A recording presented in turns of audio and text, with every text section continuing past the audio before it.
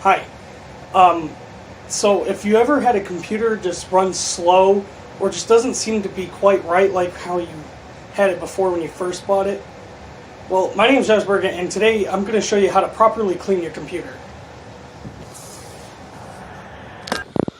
First, you want a nice big table or any good spot that you can put your computer down that's nice and clean. So if you just wipe it down with some water and soap and just keep it clean just so there's no dust or any other particles that can get into your computer, you should be fine. Some of the tools that you'll need is something to clean out the dust.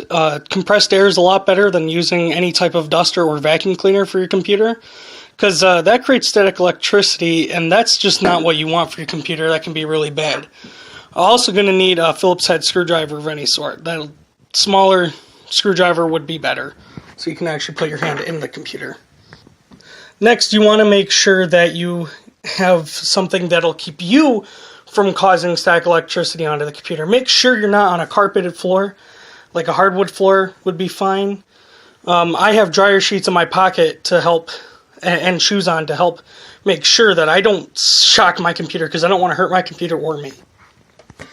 Next thing you want to do is you want to pull out your computer and make sure that you unplug everything from the back, because this is really important, because you kind of need to move the computer.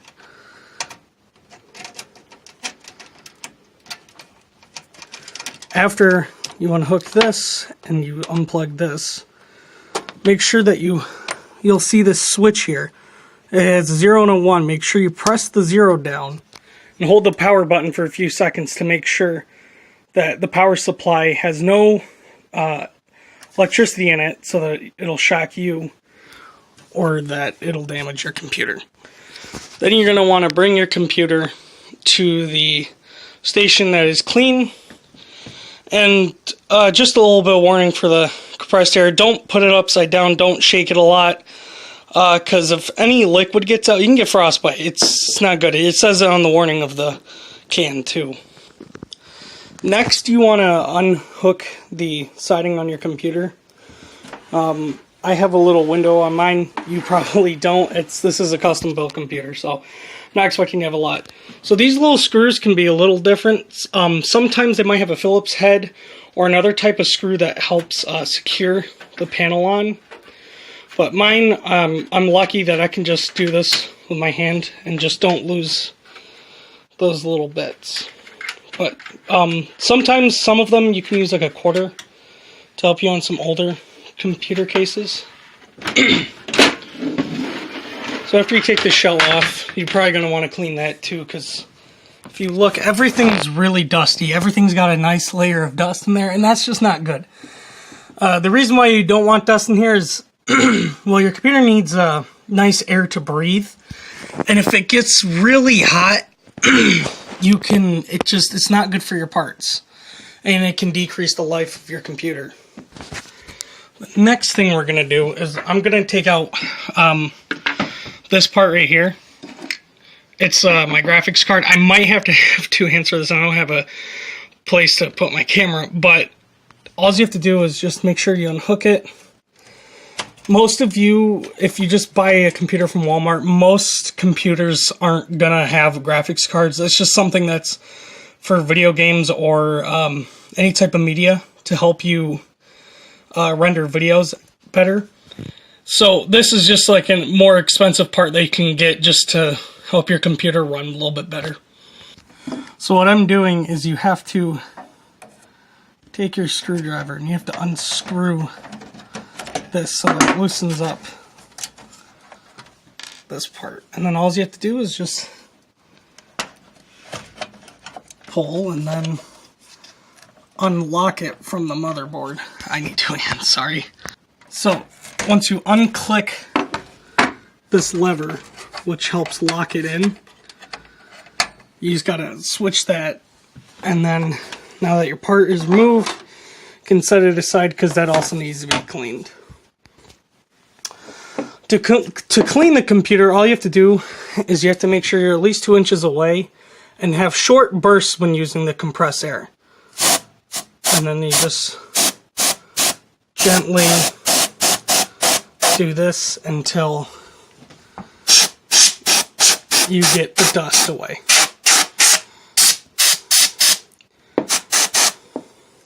You don't want to, you want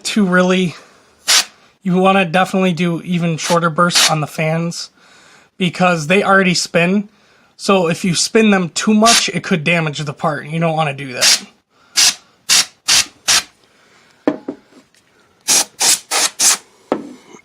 I can't really talk too much because I don't know how loud this is, if it'll overpower my voice or not. And dust will start flying everywhere. It's good if you have a well-ventilated area and don't have a fan on nearby, because then you're just going to blow dust all over the place.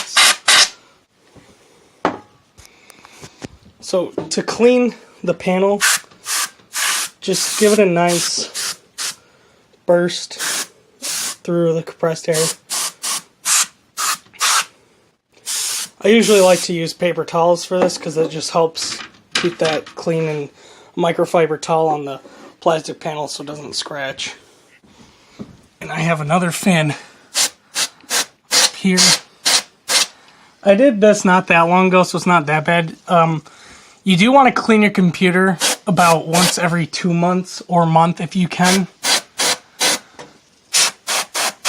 Cleaning it as often as you can is better than not cleaning at all. Here you have to be careful because your CPU is under this fan, and that is very sensitive to dust. If dust gets under that, it could it could damage the part and lower the quality of your computer. So you want to make sure that you have it angled and just do this. Unless you want to take out the whole part, then you can. But dust usually doesn't get back there that much, just behind the fan.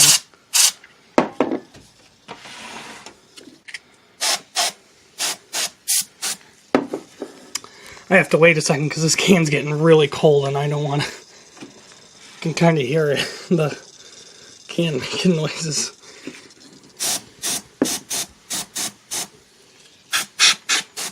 You can also. Those are all the steps that you need to take to properly clean your computer.